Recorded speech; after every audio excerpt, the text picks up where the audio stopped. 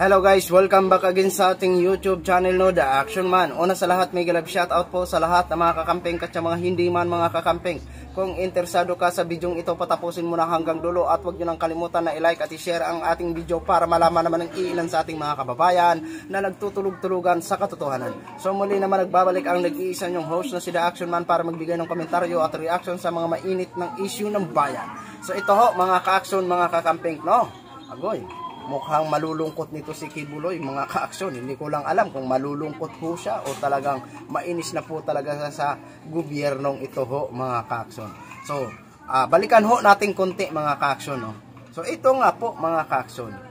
Nung isang speech ni Kibuloy na mahabang speech niya ay pabalik-balik niya sinasabi ang katagang rendition ho mga ka-aksyon. Na kung saan hindi niya lubos siguro maintindihan kung anong ibig sabihin ng rendition. Kasi binabanggit niya daw doon na parang may nagtatangka sa kanya na ipapadukot siya or ipapatay. Kagaya ng assassinate mga ka-aksyon.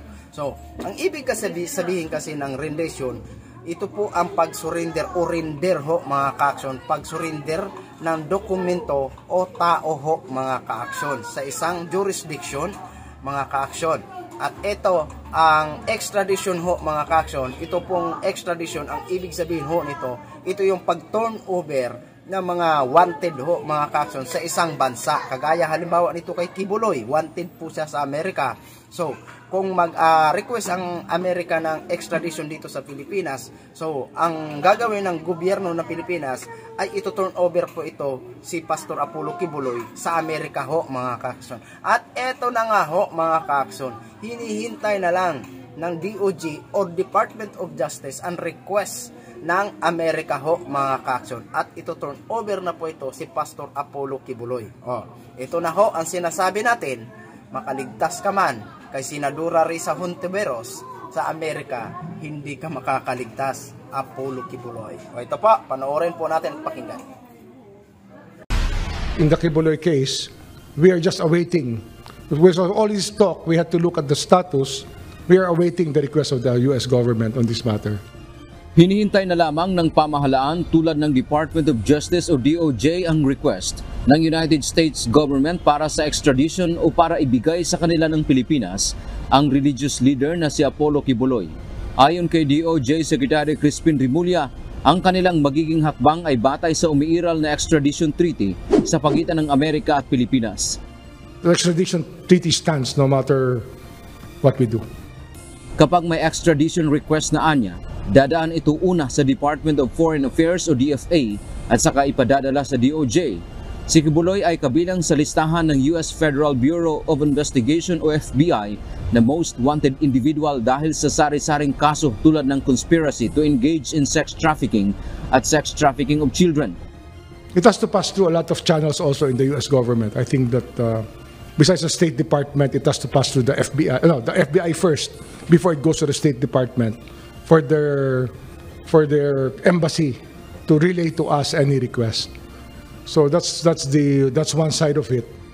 Samantala sa pahayag ni Kibuloy kamakailan, sinabi nitong hindi na raw extradition ang gagawin sa kanya, kundi rendition o anumang oras ay maaari siyang dukutin o patayin. Ang rendition, ang ibig sabihin po, anumang oras pwede lang pasukin ang aking compound at ako ay kidnapin. It's not only rendition but also elimination. If it is possible, pwede nila akong i-assassinate. So, nandun po sa dalawang yun, kidnapping or assassination. Dagdag pa ni Rimulya, sa ngayon mayroong ilang kaso si Kibuloy na nakabinbin sa kanyang tanggapan. Ito ay petition for review ng mga complainant sa reklamong rape, qualified trafficking at cyber libel. Kasama na anya ito ngayon sa kanilang prioridad na magkaroon ng resolusyon. Ilang taon na anya itong nakabinbin sa DOJ mula pa noong panahon ni dating Pangulong Rodrigo Duterte. 6 or 7 years na yan eh. Oo, tagal na yan. 7 years probably, baka more pa eh. Baka mas mahigit pa eh. Locally, it is our call on the petition for review. But in terms of extradition, it is something beyond our control. So yun na ho mga ka-action, mga kakamping no, napakinggan na po natin. O, di ba? Naghihintay na lang ang Department of Justice ho mga ka-action. Paano na to, Pastor Apollo Kibuloy? Ikaw na rin ang umamin nung sa isang speech kaya hindi ka na bumabalik ng Amerika, baka ho, mapusasan ka na. Paano yan? Ito turn over ka na ng gobyerno ng Pilipinas kung sakaling mag-request na ang US Court. Ito yung sinasabi natin na panggagalaiti ng mga taga-suporta ni Pastor Apollo Kibuloy. Wala ho tayong magagawa. Gumawa ka po ng mga bagay na labag sa batas. Kaya dapat lang ho sana pananagutan mo po yan. Ha? Kaya sabihin mo na, gawin nyo na ang pinagyayabang mo na sandimakmak ng mga abogado mo na 12 ba yun ang nabanggit niya sa isang speech niya na mayroon siyang 12 na abogado ho, mga kaso. Sobrang dami naman ng abogado. Sa bagay, bilyonaryo naman po ito si Kibuloy. Hindi po ito basta-basta na klase ng tao. Bilyonaryo po ito, mga kaksyon. Kaya dito, ubusin mo na lahat ng pera mo kung talagang ikaw makadepensa pa. Bahala ka na doon sa US Court, ha?